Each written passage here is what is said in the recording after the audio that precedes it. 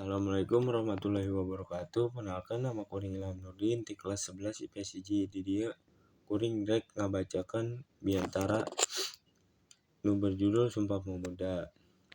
Puji sareng syukur hayu urang panjatkeun ka Gusti Allah Subhanahu wa taala nu atas maparinan rahmat sareng karunia dugi kurang sayadana tiasa kempel di ieu tempat kalawan sehat wal afiat.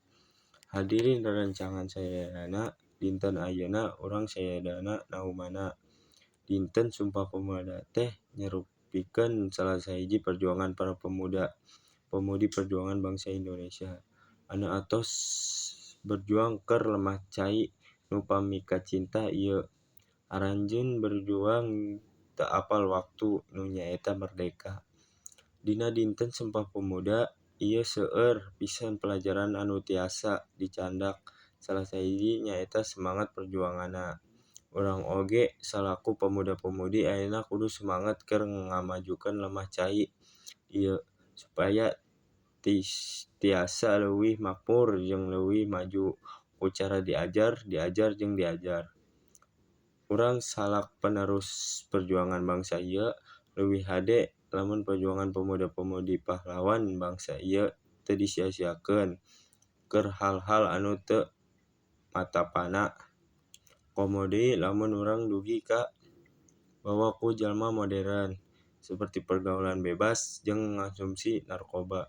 Tapi kuna mah jadikeun motivasi supaya Indonesia engkena leuwih maju.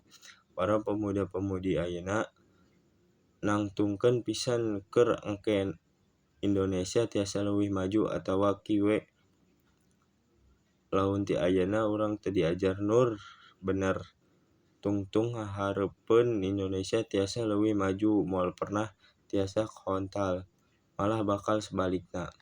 Hadirin rerencangan sayadana dina dinten Sumpah Pemuda ieu hayu urang jadikeun pendorong nu ngabangkitkeun semangat keur ngawang bangsa Indonesia ulah nepikeun ka saseret kabawa ku budaya Barat anu teu sesuai jeung norma oge budaya urang.